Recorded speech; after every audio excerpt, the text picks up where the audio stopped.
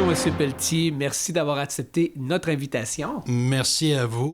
Vous êtes candidat comme conseiller pour Rigaud, District 5. Comment va votre campagne jusqu'à ce moment? Ma campagne va très bien. Je demeure confiant et je remercie tous les citoyens qui m'ont supporté jusqu'à présent. Je tiens à remercier aussi mes adversaires qui ont été très respectueux à mon égard. Et j'ai fait le porte-à-porte, j'ai entendu les insatisfactions des citoyens. J'ai compris qu'un élément revenait souvent, c'était l'augmentation des taxes. Ça, c'est un facteur, là, une pilule que personne n'a digérée, là. Ils ont augmenté considérablement depuis les 8 dernières années, d'une façon que certains citoyens diraient que c'est incompréhensible, étant donné que pour la valeur d'une maison qui se situe, par exemple, dans une autre municipalité comme Coteau-du-Lac, ben, il y a un écart vraiment très considérable. Et ça, c'est préoccupant. Il y a aussi des gens qui m'ont mentionné que la dette était très élevée. Ça aussi, ça les préoccupait. Il y en a d'autres qui ont été jusqu'à avancer, qui avaient peut-être trop d'employés. Il y a des villes comparables, puis il y aurait... pas comparables, mais des villes où il y a plus de population et où il y a moins d'employés que chez nous. Mais bon, ça, je ne sauterai pas aux conclusions. C'est basé juste sur certains citoyens.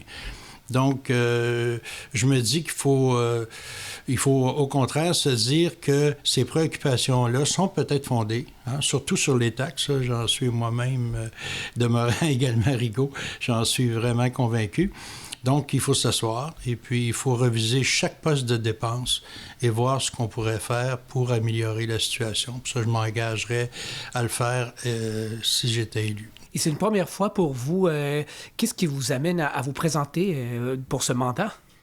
Bon, vous savez, quand la période préélectorale se déclenche, c'est comme un vent de fraîcheur qui apporte avec elle toutes les promesses, les rêves d'un avenir meilleur pour une communauté. Puis quand j'ai regardé ça, je me suis dit, bon, soit que je fasse connaître mon mécontentement pour les taxes puis d'autres facteurs, ou soit que je m'implique. Et puis là, quand j'ai regardé ça attentivement, je me suis dit, tiens, pourquoi pas monter dans le train puis faire partie de la solution, hein? Fait que je me suis dit, même si on n'a plus de train à Rigaud.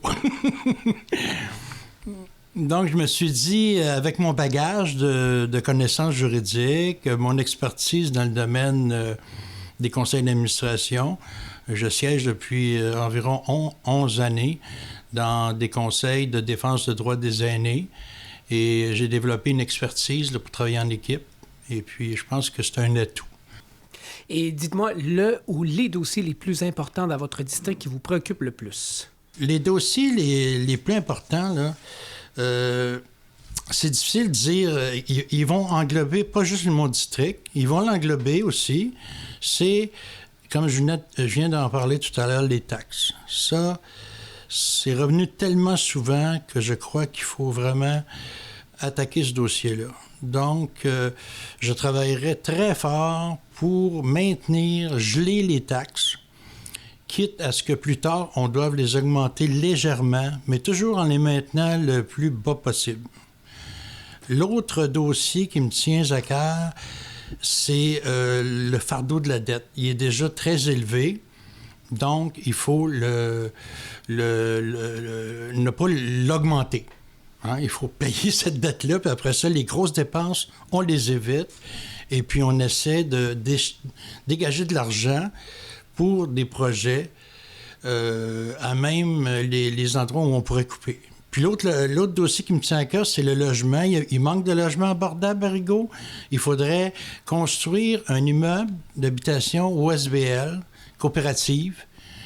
L'argent provient de la Société d'habitation du Québec, donc il n'y aurait pas un investissement majeur à faire de la part de la ville.